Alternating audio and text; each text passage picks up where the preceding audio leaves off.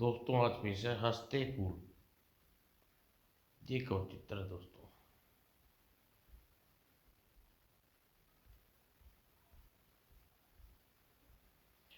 सब उसे दादी अम्मा कहते थे। दादी अम्मा अपने गांव में कहानी सुनाने में सबसे आगे मानी जाती थी। जब गांववासी अपने कामों से फुर्सत पाते तो दादी अम्मा के घर में बैठ जाती और उनसे कहानी सुनते का आग्रह करते। बेचारी बुढ़िया अपनी कभी प्रसन्न अप्रसन्न करती। इसी प्रकार एक रोज एक शाम, दादी अम्मा आज तो कोई लंबी कहानी सुनाओ। बेटा मैं थक जाती हूँ पर तुम लोग मेरा पीछा नहीं छोड़ते। दादी अम्मा मैं तुम्हें पाँव दबा देता हूँ, बस एक कहानी। ओह अब नहीं मानोगे, सुना देती हूँ। अच्छा अच्छा, शोरगुलर नहीं, कहानी सुनो। और गंगू भांड और महाराज अक्सर व्यापार के सिलसिले में लंबी यात्राएं किया करते थे। देश विदेश आश्चर्यजनक बातें व घटनाएं देखते। यात्रा पर मालिक नगर में निकट है। हाँ गंगू देख रहा हूँ। नगर में पहुंचते ही सेवक एक धर्मशाला में रुके और भोजन इत्यादि से निवृत्त होकर महाराज आराम करने लगा और घुमक्कड़ गंगू नगर की सैर करने निकल पड़ा। मालिक आप आराम कीजिए, तनिक नगरी की सैर कर लो। हाँ हाँ जाओ, सोने दो, बड़ी थकान हो रही है। गंगू भांड अपनी धुन में चला जा रहा था। अचानक उसकी नज़र एक स्थान पर रुकी। अरे ये दो राजमहल आमने सामने क्यों? एक महल में सैनिक ने घेर रखा था, दूसरा महल को आदेश दे रहा था। सेनापति, हमारे महल के बिल्कुल सामने हमारे महल से सुंदर महल रातों रात बनकर तैयार हो गया। जिससे यह बनाया है उस जादूगर को हमारे सामने पेश करो। जो गया महाराज। ओ यह बात है। कुछ ही क्षणों बाद सैनिक एक नए महल में दो पुरुष तथा चार स्त्रियों को पकड़ लाए, जो शायद आदरपूर्वक राजा के सामने आ खड़े हुए। ओह तुम लोग ठीक है, जो कुछ सफाई में कहना है दरबार में कहना। इन्हें दरबार में ले जाओ। जी महाराज। तथा अन्य लोग आगे बढ़े और गंगू एक ऑफिसर से पूछा, कोतवाल इन्होंने क्या अपराध किया जो इन्हें दरबार में बुलाया जा रहा है? क्या कोई मनुष्य रातों रात इतना सुंदर महल का निर्माण कर सकता है, वो भी राजा के महल के सामने? गंगू की खोपड़ी गूंगी। वह भागा भागा महाराज राज महाजन के पास हो गया। मालिक मालिक, अभी एक अद्भुत घटना देख कर आ रहा हूँ। कमाल हो गया। अबे क्या हो कमाल हो गया? गंगू ने सारा किस्सा कह डाला। रातों रात महल असंभव। हाँ हाँ आगे बक, और क्या देखा तूने? गंगू ने आगे बताया, नए महल में रहने वाले दो पुरुषों और चार स्त्रियां को राजा दरबार में तलब किया है। और हाँ, उन स्त्रियों के में से एक के मुंह में पानी डाला, जब कुल्ला किया तो हीरे निकले। इसी प्रकार दूसरे के मुंह में ताजे फूल। गंगू महाजन इसका कारण जानना चाहा तो महाजन कहना शुरू किया, गंगू, इस नगर के राजा सोमदत्त के चार पुत्र थे।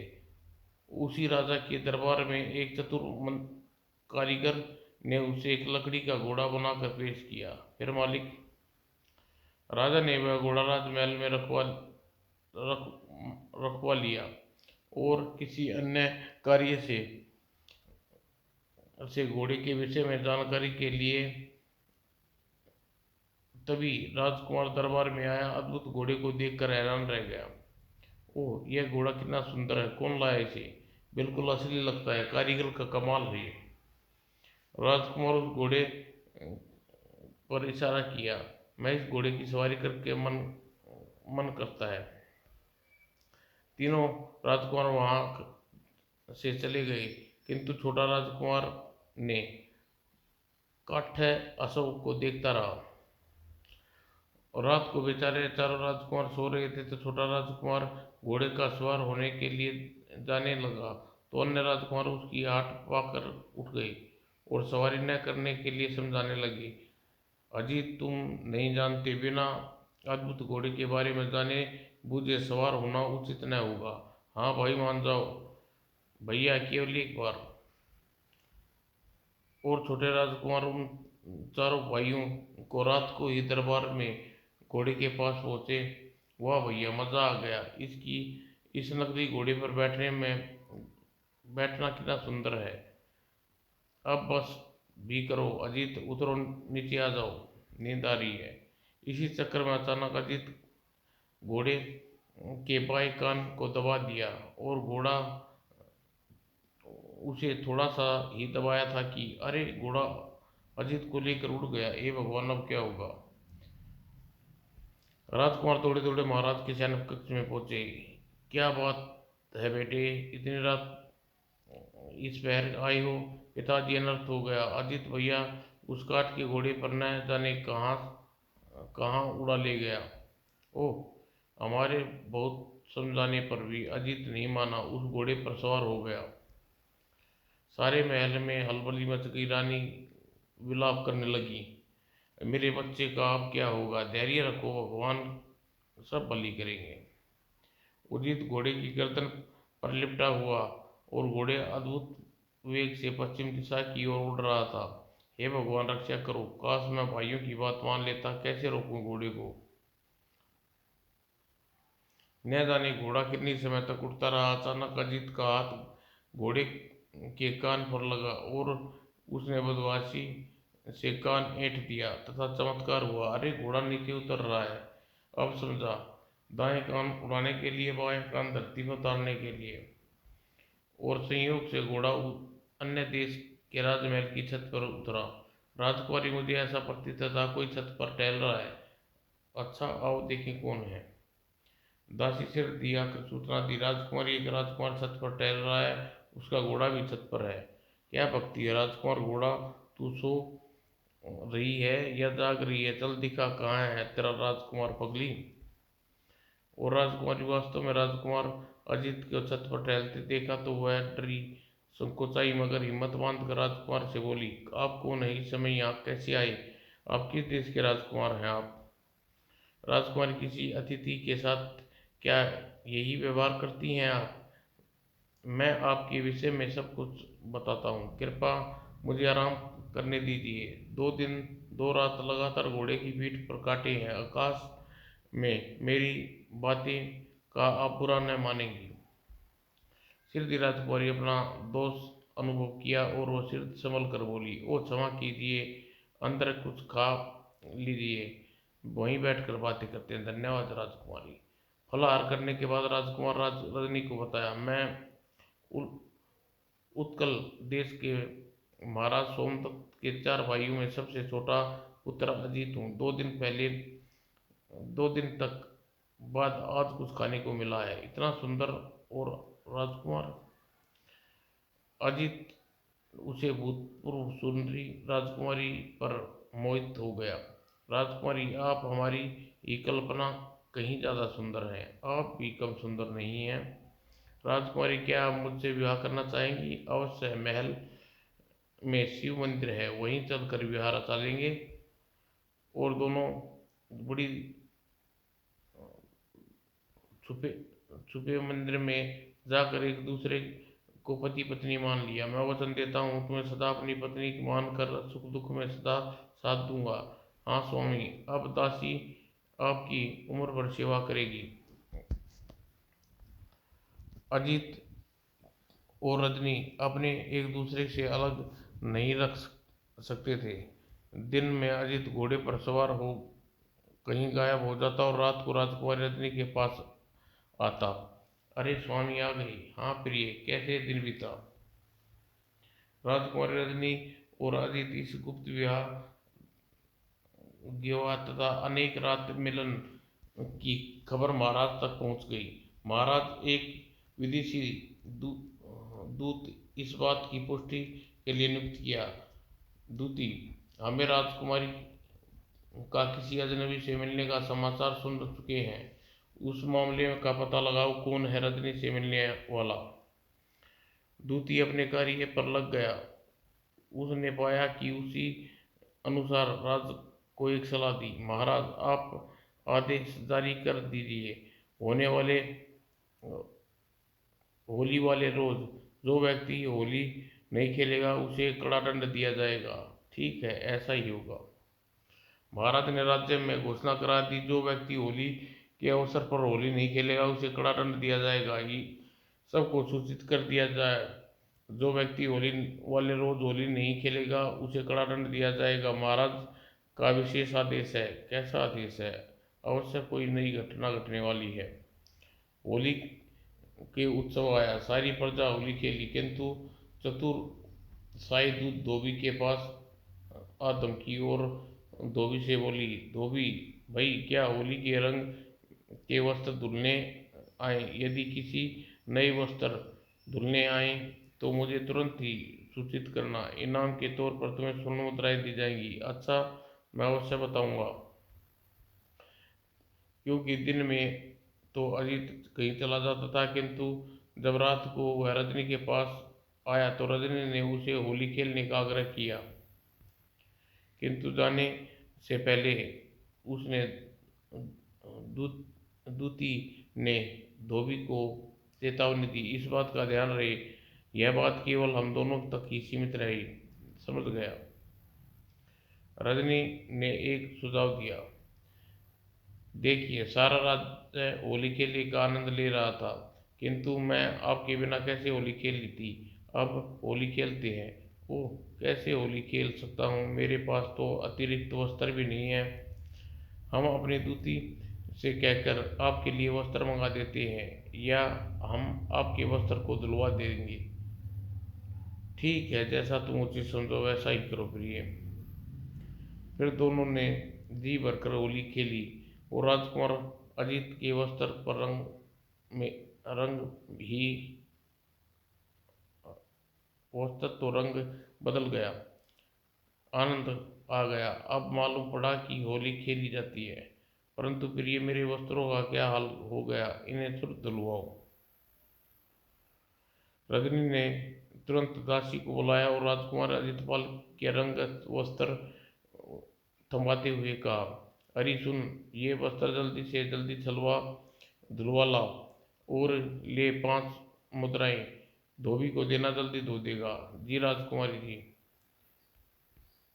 और दासी वस्त्र लेकर धोबी के पास पहुंची। लो भैया, धो डालो ये, और ये 5 मुद्राएं बहुत जल्दी धो देना। हैं? इतनी जल्दी धोने और सुखाने में 2 घंटे लग जाएंगे। धोबी ने नए व्यक्ति के वस्त्र देखने को दूती की याद आ गई। अच्छा, मैं 2 घंटे बाद आऊंगी। नए आदमी के कपड़े अब जल्दी ही दूती को सूचना दूं। धोबी दौड़ता हुआ दूती के पास सदा, मेरे पास राजकुमारी के महल से आए किसी अजनबी के कपड़े धुलने के आए हैं, दासी मुनिया लाई है। अच्छा, ठीक है, तुम जा सकते हो। दूती दासी मुनिया के पास गया और डरा धमका कर उसे अजनबी का पता पूछने लगा, जिसके वस्त्र मुनिया धोबी को दे गई थी। ये मुनिया, सच सच बता, वे वस्त्र जिस व्यक्ति के हैं? यदि जरा भी झूठ बोला तो महाराज क्रोध भली बात जानती है। हे भगवान, अब क्या करूं? हाँ हाँ, बता, चुप क्यों है? क्यों बेकार में मरना चाहती है? मुनिया, बता जल्दी अब बिना बताई कोई चारा नहीं है, वरना मैं मारी जाऊंगी। फिर आखिरकार मुनिया ने मुंह खोल ही दिया। ये वस्त्र अजीत नामक एक राजकुमार के हैं। राजकुमार राजकुमारी ने गंधर्व विवाह कर लिया है। हाँ, आगे बोल, चुप क्यों हो गई? उस दिन के उस दिन के समय अज्ञातवास करता और रात के समय राजकुमार के शयन कक्ष में आ जाता है। ओह, यह बात है। मुनिया सब कुछ उगलवाने के बाद अपने भारी इनाम का सपन देखने लगा। अब महाराज को सूचित करना चाहिए और इनाम लेना चाहिए। अजीत धुले हुए वस्त्र को दूती महाराज के समक्ष पेश उपस्थित हो गई। आओ दूती, यह वस्त्र कैसे हैं और समाचार समाचार लाई हो? महाराज, आपकी दासी सदा आपके कार्य में सफल होती है। दूती मुनिया द्वारा प्राप्त सारा ब्यौरा महाराज को दिया। महाराज, राजकुमार रजनी ने अज्ञात राजकुमार से ब्याहता पत्नी है। उसने अजीत नामक उस राजकुमार से गंधर्व विवाह कर लिया है और वह उसी के वस्त्र हैं। वह व्यक्ति राजकुमारी के शयन कक्ष में आता है रात्रि। ओह, इतना आगे बढ़ गई हमारी बेटी रजनी, और हमें कुछ मालूम भी नहीं। उस आदमी को जीवित नहीं छोड़ूंगा। महाराज का चेहरा क्रोध तमाने लगा। दूती समझ गई कि विनम्रता से बोली, महाराज, इस कार्य में धैर्य की आवश्यकता है। क्रोध जल्दबाजी उचित नहीं होगी। तुम ठीक है, अब तुम जा सकती हो। अगले दिन महाराज ने कोतवाल को बुलाकर हुक्म दिया, कोतवाल, शाही जनाने खाने तथा बाग के घर में को घेर कर पता लगाओ कि कौन अजनबी में कहाँ छुपा रहा है। महाराज, हम अभी पता लगाते हैं। राजकुमारी रजनी को पता चल गया कि अजीत की खोज की जा रही है। उसने अजीत को सतर्क कर दिया था। इसी प्रकार 9 मास व्यतीत हो गए। महाराज चिंतित रहने लगे और राजकुमारी अब माँ बनने वाली थी, और वह सोच रही थी, न जाने कब वह शुभ घड़ी नसीब होगी जब मैं अपने पति के साथ रहूंगी। इसी प्रकार खोज के दौरान एक रंग अजीत को खोज लिया गया। कोतवाल साहब, वह देखो, वह बड़े गुलर के पेड़ के नीचे कोई सो रहा है। अरे हाँ, आपसे ईसाई चोर है, जल्दी चलो पकड़ो इसे। और सोते हुए अजीत को घेर लिया। ए उठो, कौन हो तुम और हमारे साथ शाही चोर हो? ओह, कृपया मेरी बात सुनिए। बात सुनने का समय नहीं है, चलो। देखिए कोतवाल जी, मैं बहुत भूखा हूँ। आप मुझे गुल्लर पर चढ़ कर ये फल खा लेने दीजिए, उसके बाद आप मुझे पकड़ सकते हैं। यह तुम्हारी कोई चाल नहीं कोतवाल साहब। यह मैं कोई जादूगर नहीं, पेड़ पर चढ़ने के बाद आसमान में लुप्त हो जाऊं। अतः कोतवाल ने अजीत को पेड़ पर चढ़ने की अनुमति दी। अच्छा अच्छा, जल्दी करो। जी जी, मैं अभी भोजन करके नीचे उतरता हूँ। अजीत अपने फरार होने का प्रबंध पहले ही कर रखा था। गुलर पर चढ़ा और उस स्थान पर जा पहुंचा जहाँ जादुई घोड़ा छुपा रखा था। वह जादुई घोड़े पर सवार हुआ और क्रमशः उड़ गया। मूर्खों, तुम नहीं जानते कि मैं क्यों इस गुलर पर चढ़ा था। मुझे गिरफ्तार करना इतना आसान नहीं। इतना देर कर दी, नीचे आओ।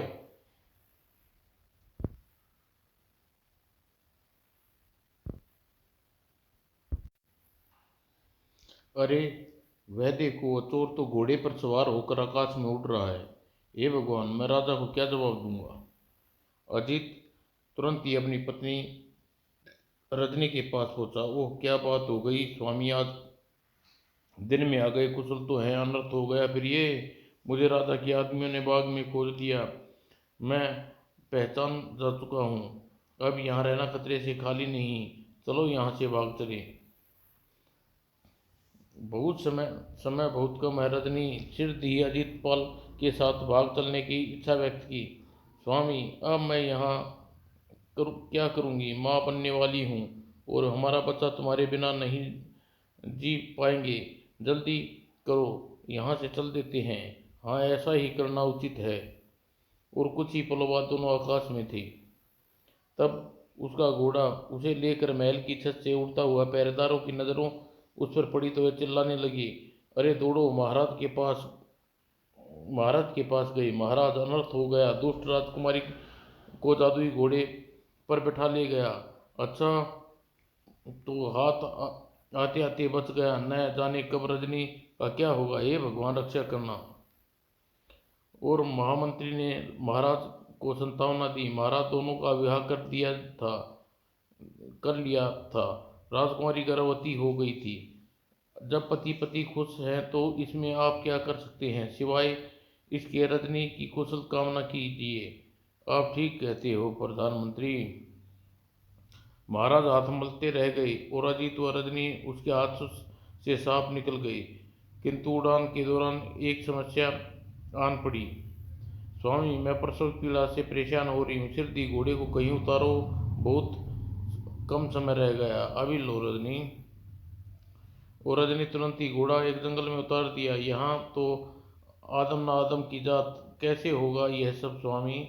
परेशान न हो प्रिय, कोई न कोई उपाय हो जाएगा।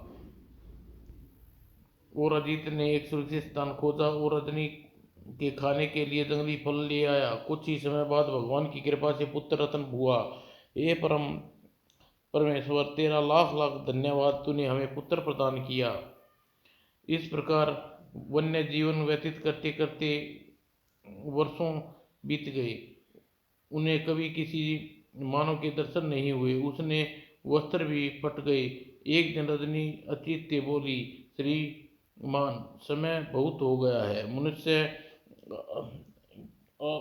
आबादी के बिना तो अब शरीर में ढकने के लिए मात्र चीथड़े रह गए हैं। प्रिय, आज ही किसी आबादी की तलाश कर निकल जाता हूँ, तभी लौटूंगा जब सफल होकर आऊँगा। अजीत आबादी की खोज में चला गया। वर्षों बीत गए। एक दिन सूर्य अपनी माँ से बोला, माँ, हिरणों के खेलने जा रहा हूँ, वापस आते समय तुम्हारे लिए फल भी लेता आऊँगा। अच्छा, शीघ्र लौटना। इस प्रकार माँ बेटे जीवन व्यतीत करने लगे। एक दिन फल लेने के लिए नाव बनाने समय अजीत नहीं लौटा।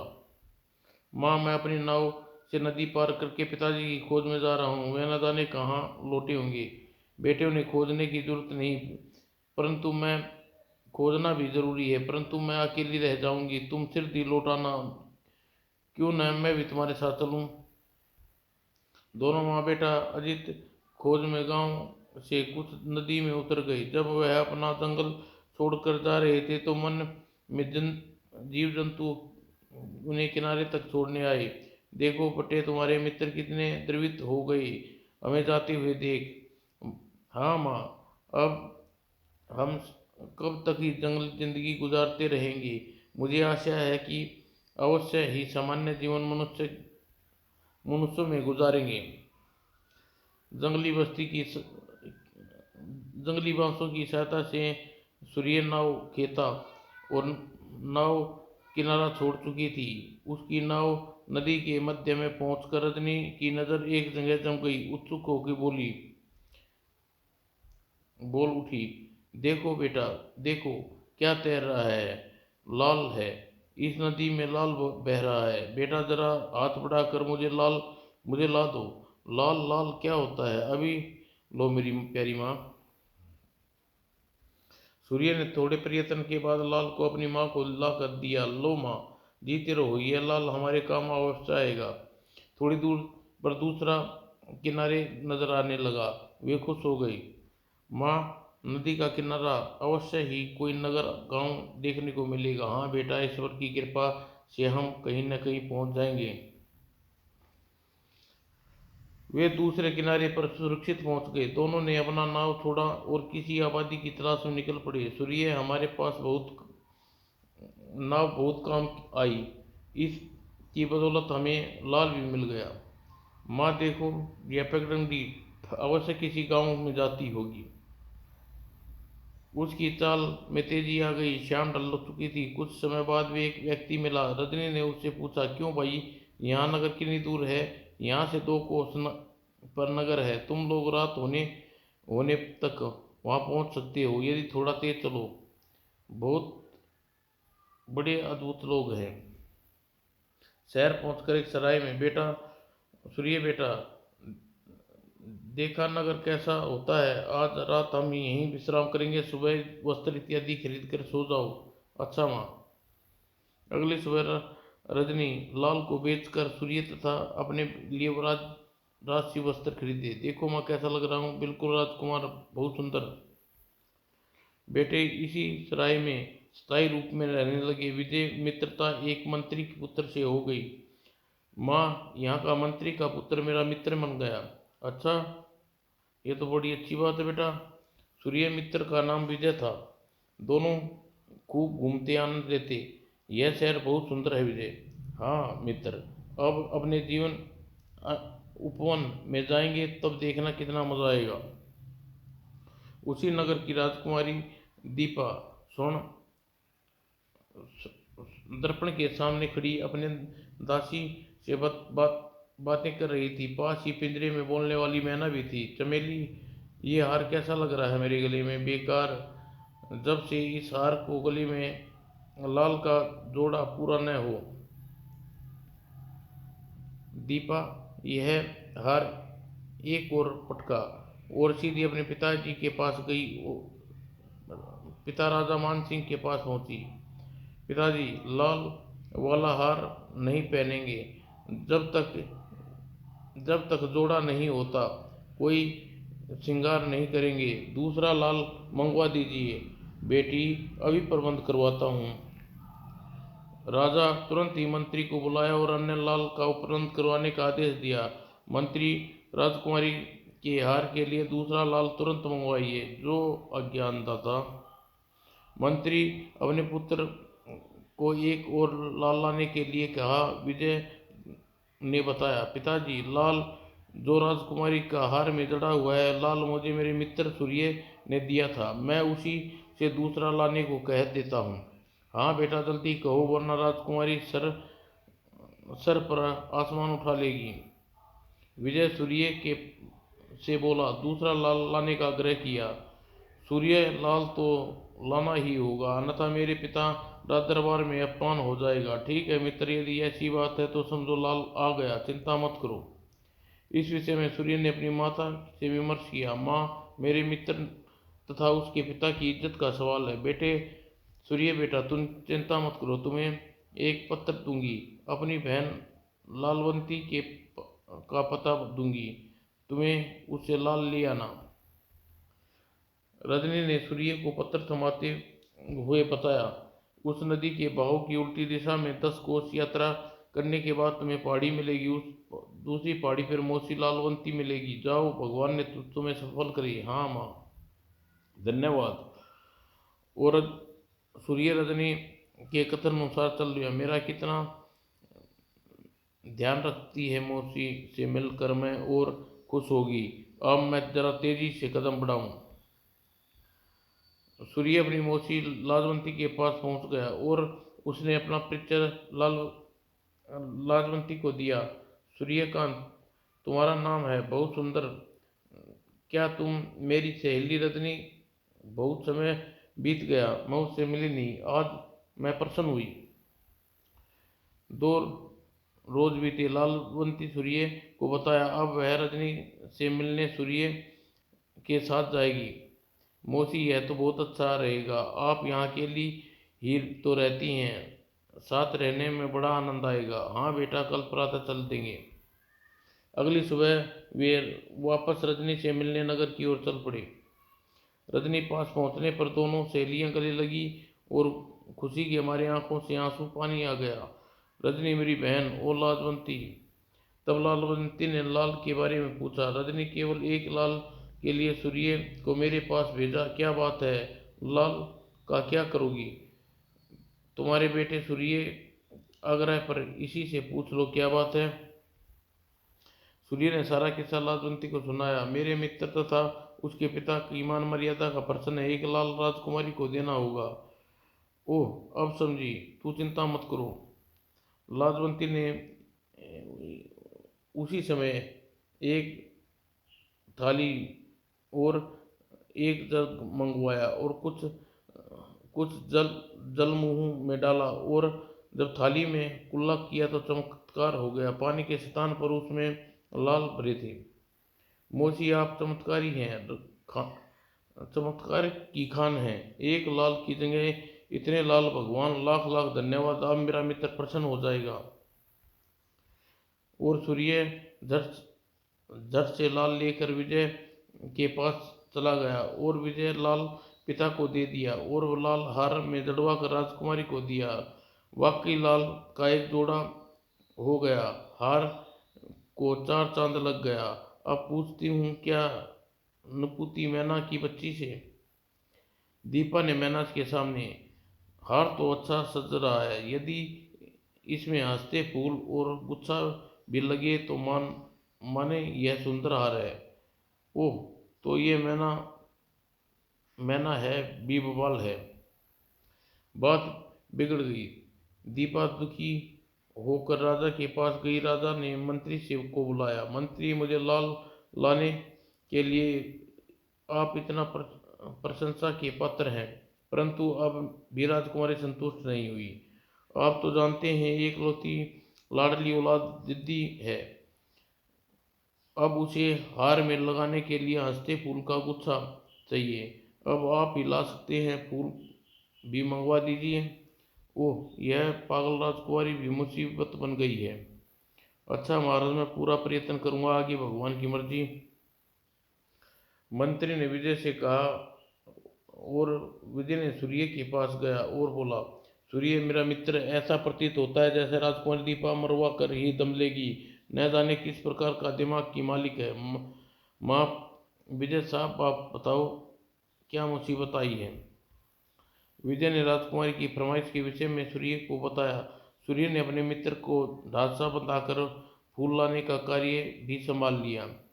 यह सब भाग्य का चक्कर है मित्र, चिंता मत करो। दोस्ती के लिए जान भी दे सकता हूँ। मैं लाऊंगा हंसते फूल, तुम चिंता मत करो। मित्र हो तो तुम्हारे जैसा। विजय घर गया और माँ मौसी तालवंती के पास पहुंचा। इस नए मुसीबत ने उसने सहायता के लिए कहने लगा, माँ, मित्रता में इतना विश्वास रखे जो उससे मित्र पर उतरना ही पड़ता है। आप मेरी सहायता कीजिए। सहायता मिल ही गई। लाजवंती ने अपनी एक सखी पुष्पा का नाम पत्र लिखा और उसका ठिकाना विजय को समझा कर रवाना कर दिया। विजय पुष्पा के पास ठीक ठाक जा पहुंचा। सूर्या से मिलकर उसने अपना अपार सुख अनुभव कर रही थी। उसने सूर्य को जाकर अपनी सखी लाजवंती से मिलने की ठान ली। चलो बेटे सूर्या, हम भी तुम्हारे संग लाजवंती और तुम्हारी माता के पास ही चलते हैं, वहीं तुम्हें हंसते फूल दूंगी। दोनों चल पड़े और फिर दोनों वहां पहुंच वे बहुत खुश हुए। ओह मेरी सखी लाजवंती, आज मैं कितनी खुश हूँ पुष्पा, मैं बता नहीं सकती। और कुछ विश्राम करने के बाद पुष्पा ने भी लाजवंती की भांति पानी और हंसते फूल का थाल सूर्य को दिया। लो बेटा, ये हंसते फूल अपने मित्र विजय को दे दो। जाओ, अब खुश हो ना। हाँ मौसी, आपने कमाल कर दिया। इस प्रकार फूल हाथों ही हाथों हाथों हाथों गुजरते हुए वह हार बनकर राजकुमारी दीपा के गले में पहुंच गए। दीपा की चंचल मैना ने एक और शोर खड़ा कर दिया, राजकुमारी, अब लगता है ये हार, किंतु मजा तो तब आए जब ये लाल फूल जिसमें ये लाल फूल ला कर दिए हैं, उसी से विवाह करा कर दिखाओ। यह हार उसी के हाथों अपने गलों में डलवाओ। बात तो ठीक कह रही है, जो आदमी इतनी दुर्लभ वस्तुएं चुटकियों में ला सकता है वह वीर और सुंदर होगा। मैं अवश्य ही उससे ब्याह करूंगी। राजा ने दीपक को इतना कुछ होने के पर भी उदास पाया तो वो झल्ला उठे और दीपा से बोले, बेटी दीपा, यह विलाप क्यों? हमने कौन सी जिद पूरी नहीं की। अब तुम्हें खुश रहना चाहिए। बोलो, अब क्या चाहती हो? दीपा रुष्ट स्वर में उत्तर दिया, पिताजी, यदि आप बुरा न माने तो आपसे इतना किया मेरे लिए शायद कोई ही बाप कर सकता है, किंतु आप मेरी इच्छा है कि वह आसानी से पूरी की जा सकती है। जो भी मेरे लिए लाल और फूल लाया है उससे मेरा ब्याह कर दीजिए। ओह! राजा ने दरबार में जाकर एक कड़ा आदेश मंत्री को दिया। मंत्री, जो आदमी राजकुमारी के के लिए फूल और हंसते फूल लाया है तुरंत बुला लाए, हम उसे कड़ा दंड देंगे। महाराज क्या अपराध महाराज क्या अपराध कर दिया उस आदमी ने? मैं अभी बुलाता हूँ।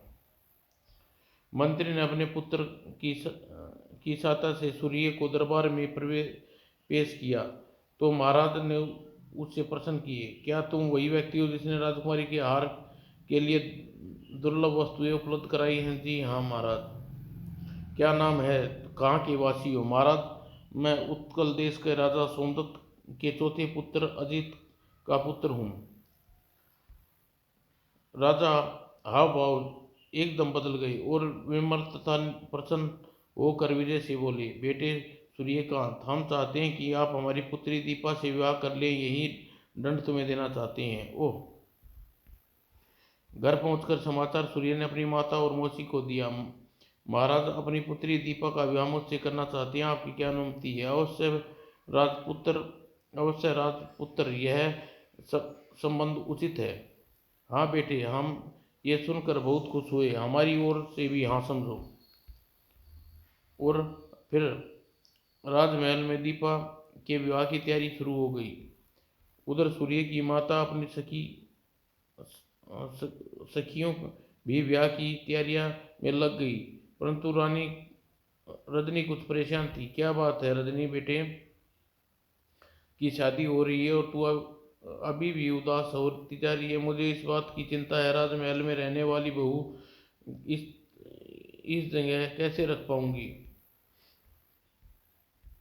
तभी उसकी समस्या का समाधान हो गया।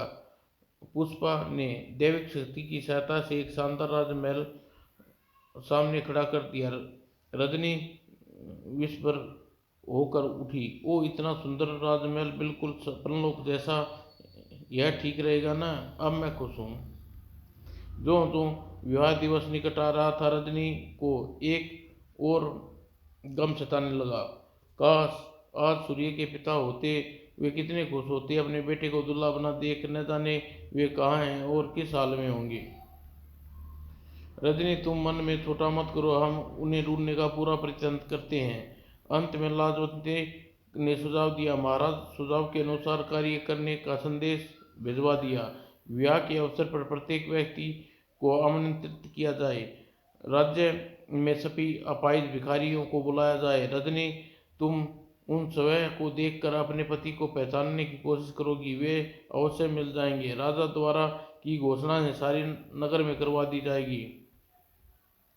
विवाह के दिन विवाह पहुंचा। नगर में प्रत्येक व्यक्ति आमंत्रित था। बहुत भीड़ थी, किंतु रजनी की निगाहें आने वाले हर मेहमान को पहचानने की कोशिश कर रही थी। जब अपाहिजों में एक काफिला आया तो रजनी की नजर एक ऐसे व्यक्ति पड़ी जिसकी टांगें बेकार हो चुकी थी। वह व्यक्ति अजीत था, फटे हाल, कमजोरी। रजनी ने सूर्य से उस व्यक्ति को अंदर लाने को कहा। बेटा सूर्य, उस आदमी की टांगें बेकार हैं, उसे एकदम मेरे कक्ष में ले आओ। उसका नाम अजीत है। जाओ। जो आज्ञा माताश्री। सूर्य उस व्यक्ति के पास गया, उसे उसके नाम से संबोधित किया। श्रीमान अजीत, आप रानी ने आपको अंदर बुलाया है, कृपया मेरे साथ चलिए। क्या मुझे बुलाया है? आदमियों की सहायता से अजीत को महल में ले जाया गया और उसे रजनी के सामने खड़ा कर दिया तो उसने आंखों में विश्वास नहीं हो रहा था। प्रिय रजनी, तुम, हे भगवान, मेरे जीवन सफल हुआ। तुम कुशल हो? हाँ स्वामी, आपकी दशा हाय, क्या हो गई आपको? रजनी, सूर्य लाजवंती पुष्प भावुक स्वर में बोली। रजनी बोली, स्वामी, यह तुम्हारा पुत्र सूर्य, आज इसी का विवाह हो रहा है। केवल आपकी ही कमी रह गई थी। बेटा सूर्य, ये तुम्हारे पिता है, प्रणाम करो। ओ आदरणीय पिताजी, आपको क्या हो गया?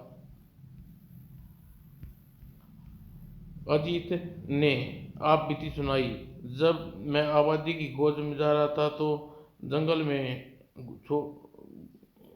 में घोड़े को छोड़ घोड़े पर सवार होकर उड़ रहा था।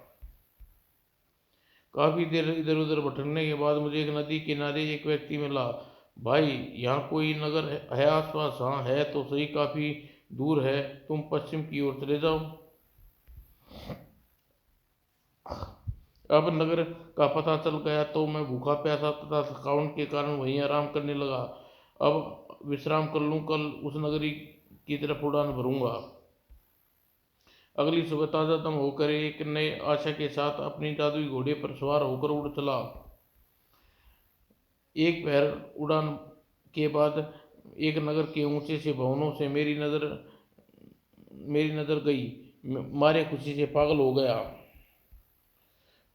किंतु मेरे भाग्य में सुख नहीं लिखा था। जैसे ही मैंने घोड़े का दायां कान ऐठा, ओ आज इसे क्या हो गया? बजाय आराम से उतरने के यह गिर गया, भगवान रक्षा करना। और घोड़ा बुरी तरह गिर कर नष्ट हो गया और मैं अचेत हो गया। जब मुझे होश आया तो मैंने पाया मेरी टांगें बेकार हो चुकी हैं। मैं नगर के कुछ बड़े लोगों ने मेरा उपचार किया। घबराओ नहीं आदमी, तुम बच गए हो, सुरक्षित हो। इसे राजवैद्य के पास ले चलो, अच्छा रहेगा। मुझे चिकित्सालय में ले गया। कई मास तक उपचार के दवा दारू के बाद मैं हिलने जुलने के काबिल हुआ। आज ही तुम ठीक हो और छोटा मोटा काम भी कर सकते हो। आज से तुम्हारी छुट्टी मिल जाएगी। भगवान, अब मैं क्या करूं? रजनी और सूर्य के किस हाल में होंगे? और मुझसे जो बन पड़ा मैंने किया। इतना ही नहीं, कभी कभी पाया कि तुम्हारे पास वापस पहुंच पाऊंगा।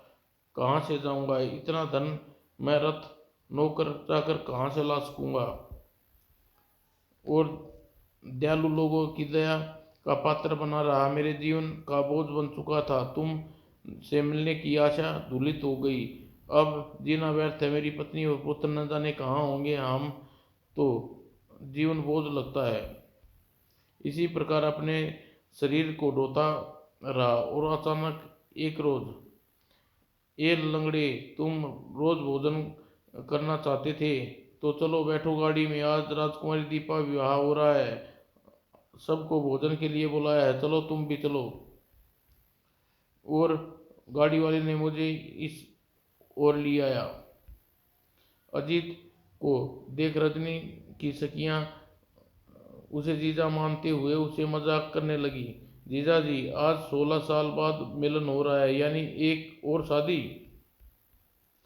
अपनी स, अपनी शकल सूरत और कपड़े तो ठीक कर लीजिए, हम दीदी को तैयार करते हैं। हाँ स्वामी, चलिए, आपको स्नान का प्रबंध हो गया है। और तुरंत अजीतपाल जो ही एक और खड़ा हुआ तो पुष्पा ने एक क्रूर मजाक कर डाला। जीजा जी, यदि सेवा ही करनी है तो कम से कम एक अपाहिज होने का स्वांग तो मत कीजिए, रचिए। इस भयानक उपहास ने रानी क्रोधित होकर पुष्पा से बोली, पुष्पा बहन, बहुत ध्यान करो, कुछ तो ध्यान करो। ऐसी बातें कहते हुए तुम्हें जरा भी शर्म नहीं आती? कोई बात नहीं प्रिय, यह सब भाग्य की खेल है। किंतु पुष्पा के स्वभाव में कोई अंतर न आया। वह उपवास उड़ाते हुए अजीत से बोली, जीजा जी, आप अभी अभी तो भाग रहे थे, क्या हो गया है? स्नान गृह तक नहीं चल सकते? अजीत को सहसा एहसास असहाय होने के बावजूद भी आवेश में आकर खड़ा हो गया और प्रयत्न करने लगा। पुष्पा ठीक है, आज मेरी इस हालत का मजाक उड़ा लो, मैं खड़ा हो रहा हूँ। जैसे ही अजीत पाल खड़े होने की कोशिश की, वह वास्तव में अपने पैरों पर खड़ा हो गया। सभी हैरान रह गए, उसकी प्रशंसा की सीमा न रही। अरे अरे देखो रजनी, मैं वास्तव में खड़ा हो गया और चल भी सकता हूँ। ये क्या हो गया पुष्पा? तुम्हारा मजाक तो वरदान साबित हुआ। हे भगवान, क्या ये सत्य है? जी पिताजी। हाँ जीजा जी, यदि मैं आपसे न उकसाती तो आप खड़े न होते। आपकी यह तुच्छाली दैविक शक्तियों का प्रयोग से क्या अपने जीजा को अपाहिज रहने दे सकती थी? ओह पुष्पा मेरी बहन। रजनी की बात समझ समझ आई तो वह पुष्पा से क्षमा याचना करने लगी। पुष्पा, मुझे क्षमा कर दो, मैं नहीं जान पाई कि तुम ऐसा क्यों कर रही हो। तुम चुप रहो रजनी, ये जीजा साली का चक्कर है, हा हा हा। और इसके पश्चात लोग तैयार होकर शादी के लिए चल पड़े। पिताजी, इस रथ पर बैठिए, माताजी के साथ और मौसियों के साथ बैठकर मैं अपनी बारात दीपा के घर ले जाऊंगा। देखो रजनी कैसी बातें करता है, कितना सजीला और हंसमुख है हमारा सूर्य। सूर्य और दीपा बड़ी धूमधाम से शादी विवाह संपन्न हुआ और सूर्य अपनी पत्नी को वहीं हार पहनाकर अपने महल की ओर चल पड़ा। अपने महल पहुंचकर रंजीत ने अपनी एक इच्छा का बखान किया। रजनी, कितना अच्छा होता है यदि सूर्या अपनी ससुराल में न रहकर उत्कल में होता, यही राजमहल हमारे नगर में होता। यह बात लाजवंती ने सुनी तो अजीत से बोली, जीजा जी आप चिंता न कीजिए, ऐसा ही होगा। आज रात हम सब उत्कल में ही सोएंगे। वो कैसे? लाजवंती ने उसकी आंखें बंद करने के लिए कहा। आप सब उपस्थित जन अपनी अपनी आंखें मूंद लें, केवल 3 पल के लिए आप जान जाएंगे।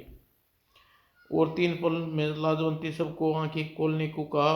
सब लोग आश्चर्य हो उठे। अरे महल तो वही है, परंतु हम बाहर का दृश्य बदल गए। अरे यह क्या? अपने महल समेत अपने राज्य उत्कल की राजधानी में है। वह रहा सामने जीजा जी पिता का महल। उसी समय लगभग अंधेरा हो चुका था, सब लोग सो गए। परंतु अगली सुबह वृद्ध महाराज सोमदत्त अपने महल के सामने एक सुंदर महल बना पाया तो अपनी आंखों पर विश्वास नहीं कर पा रहे थे। महारानी क्या दृष्टि भ्रम है? क्या तुम अन्य महल देख रही हो? जी हाँ महाराज। महाराज सोमदत्त तुरंत सिपाहियों को नए महल के मालिकों को तलब किया। जाओ उन जादूगरों को पकड़ कर लाओ। समझ समझ भांड और तुरंत वहां गए। गंगू भांड वहां गया। समझा गंगू भांड, और उस समय तुम वहां गए थे? जी मालिक, समझ गया। और महाराज सोमदत्त, अजित, रजनी, दीपा, सूर्या, पुष्पा व लाजवंती को दरबार में बुलाकर परिचित मांगा तो उसकी खुशी की सीमा न रही। वो अजीत, तुमसे आशा भी न थी तुम लौटोगे, वह भी इस प्रकार। बेटे और पौत्र बहुओं और पुष्पा और लाजवंती तथा सुंदर महल के समेत। आओ बेटे, अजी अजी इस गद्दी को संभालो। तुम्हारे भाई राजा बनाने का पैगाम, भाइयों में राजा बनने की वो नहीं है। लेकिन पिताजी, तभी तीनों भाई बोले। अजीत पाल, पिताजी जो कह रहे हैं वह ठीक कह रहे हैं, इस बात का कोई दुख नहीं भैया। दीपा अपने पिताजी की इकलौती बेटी थी, इसलिए उसके पिताजी दीपा की शादी के बाद राज्य का उत्तराधिकारी सूर्या को घोषित कर दिया। अपने दादा के पास कुछ समय गुजारने के बाद सूर्या राजा के रूप में दीपा के साथ अपनी नई राजधानी के लिए चल पड़ा। दादाजी के आशीर्वाद दीजिए, मैं एक वीर और न्यायप्रिय और दानी राजा बन सकूं। जाओ सूर्यकांत, तुम अपनी रानी और प्रजा के दिलों पर राज करो। महाराज सोमदत्त राज कार्य से छुट्टी पाकर ईश्वर की भक्ति में लीन हो गए और राजा अजीत राज्य संभालने लगा। खुशी खुशी अपनी सहेलियों के साथ सुख दुख दिन काटने लगा। समाप्त दोस्तों।